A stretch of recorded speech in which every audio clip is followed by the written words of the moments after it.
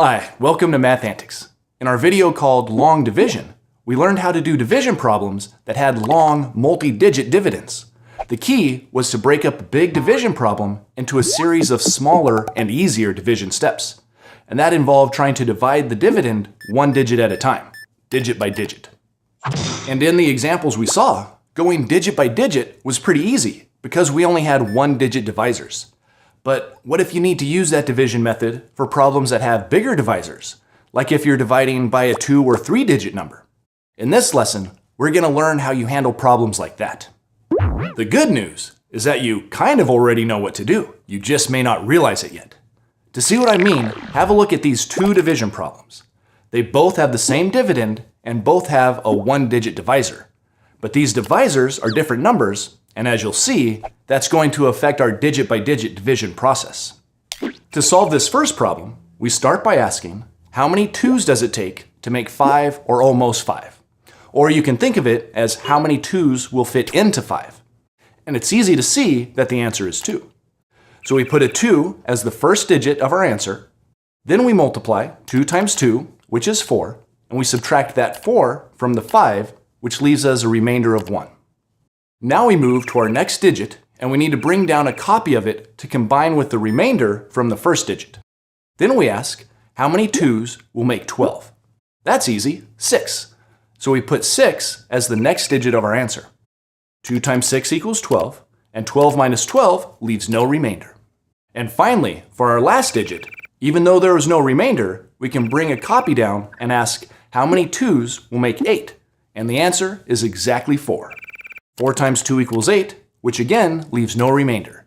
There, we went digit by digit and broke our problem up into 3 division steps, one for each digit. And we got our answer, 264. Now let's solve the next example. And right at the start, you'll see we have a bit of a problem. When we ask how many 8's does it take to make 5 or almost 5, the answer is none. And that's because the first digit, taken by itself, is less than the divisor. 8 is too big to divide into 5. So what do? Well, instead of just trying to divide the first digit all by itself, let's group the first 2 digits together. If we group the 5 and the 2 together, then our first step will be to ask how many 8's will make 52. That's better. 8 will divide into 52 about 6 times. So we'll put a 6 in our answer line, right above the 2. Why does it go there? Because we had to skip the first digit and group it with the 2. If we wanted to, we could have put a 0 above that first digit, since the 8 wouldn't divide into it any times. And if that helps you keep track of which answer digit you're on, then that's a good idea. But it's not required. So 6 times 8 equals 48, and then 52 minus 48 gives us a remainder of 4. Now we only have one digit left to divide, so we bring down a copy of it to combine with the remainder and ask how many 8's will make 48. We know the answer to that is 6 also. 6 times 8 is 48, which leaves no remainder. There, our answer is 66. Did you notice the difference between these two problems? We wanted to go digit by digit in both problems, but in the second problem, the divisor was bigger than the first digit of the dividend, so we had to start out by going 2 digits at a time in that case. And that helps us see something really important about this traditional long division method. You don't always have to go 1 digit at a time. You can break the dividend up into bigger chunks of digits if you want, and apply the same procedure to those bigger chunks. You could go 2 or 3 digits at a time, or even try to divide the entire dividend all in one step. And taking bigger chunks of the dividend usually results in fewer division steps. Notice that there were 3 steps in the first problem, but only 2 steps in the second problem. Fewer steps? I like the sound of that. That seems like a lot less work. Ah, yes. Fewer division steps does sound better, but it's really not. That's because the more digits you group together, the harder that division step will be. I thought it sounded too good to be true. It's kind of like climbing stairs. When you have a lot of small steps, each one is easy to climb. But with only a few big steps, each one can be a challenge of its own. That's why we always try to go just 1 digit at a time. If you only have to divide into 1 or 2 digits of the dividend at a time, it's much easier because all of the answers to those smaller division steps can be found on the multiplication table, which you have memorized, right? But when we have to go 3 or 4 digits at a time, it's a lot harder to figure out the answer of each step. Okay, but how does that relate to 2-digit divisors? As you'll see, 2-digit divisors force us to take bigger steps. To see what I mean, let's try solving 2 new division problems that have the same dividend as before, but 2 new divisors. And both of these are 2-digit divisors. In this first problem, we could start by asking how many 24s will fit into 5. But since our divisor now has 2 digits, we already know that no 1-digit chunk of the dividend will be big enough for that to divide into. So, because we have a 2-digit divisor, we automatically need to group the first 2 digits and ask how many 24s will make 52. This is trickier because multiples of 24 are not on our multiplication table. Instead, we have to figure it out by estimating or good guessing. Because we know that 2 times 25 would be 50, 2 is a really good estimate for the first digit of our answer. 2 times 24 is 48, and then when we subtract 48 from 52, we get a remainder of 4. Okay, so far so good. We've already dealt with the first 2 digits of the dividend, so now we bring down the last digit to join the remainder and ask how many 24s will make 48. That's easy, it's 2 again, because we just saw that 2 times 24 is 48, so that will leave no remainder. So the answer to this first 2-digit divisor problem is 22. Now let's have a look at the next problem. It's also got a 2-digit divisor, so we'll start the same way. We'll start with a 2-digit chunk of our dividend and ask, how many 88s will it take to make 52 or almost 52? Uh-oh, see the problem? Even though both are 2 digits, this won't work because 88 is already greater than 52. And that means we're going to have to take an even bigger chunk of this dividend. We need to group the first 3 digits together. But that's just like doing the whole problem at once without breaking it into any steps. Yep, and that's why division problems with big divisors can get difficult. When you have a 2 or 3 digit divisor, each step might be as big as the whole long division problem, and it can take a lot of trial and error to figure it out.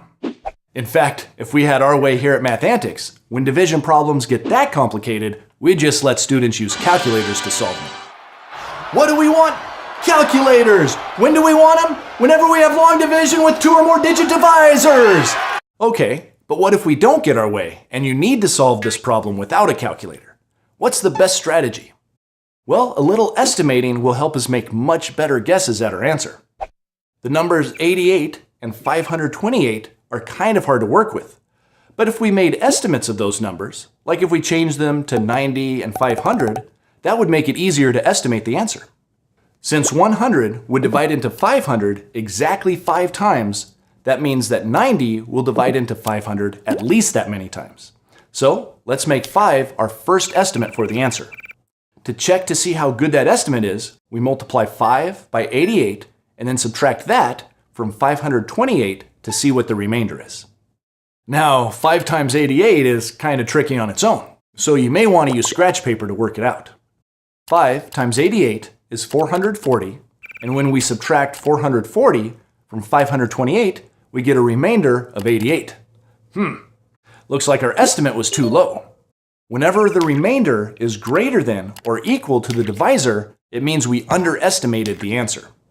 In fact, since our remainder is equal to the divisor, it means we could have divided exactly 1 more 88 into 528. So we should have picked 6. And if you multiply 6 times 88, you'll see that it's 528.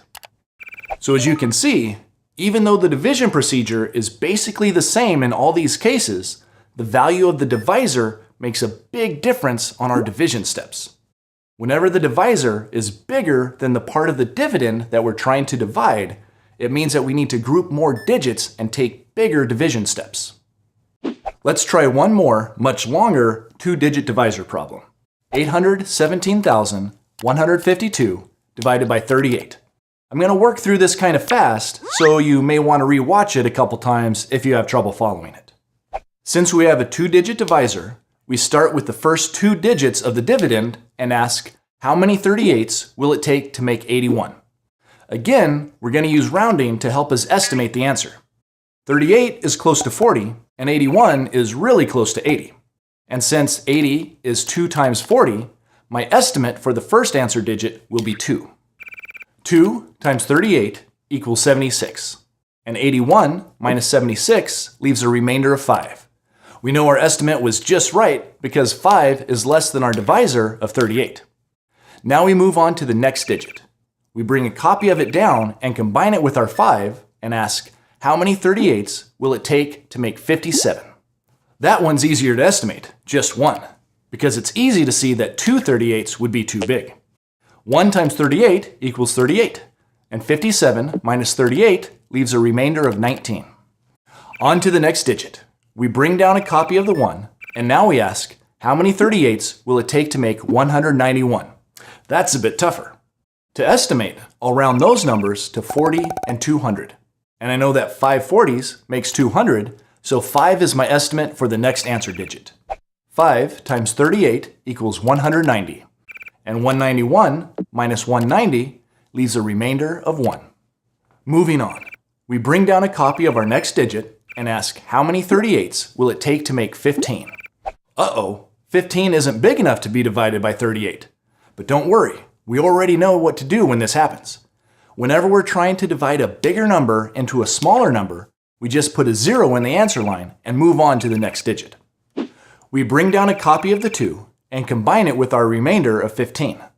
Now we ask, how many 38s will it take to make 152?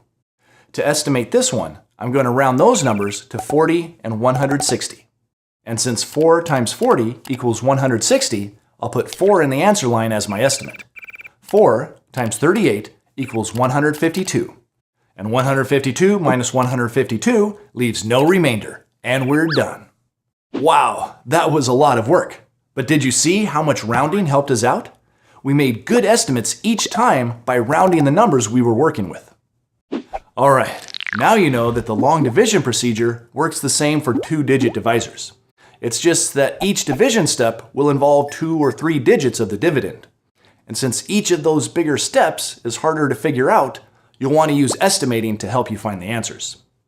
And while it's good to know how to do complex division problems like this, we still think that complex division problems are a job for your calculator. So try a few practice problems, but don't wear yourself out doing really long division like this.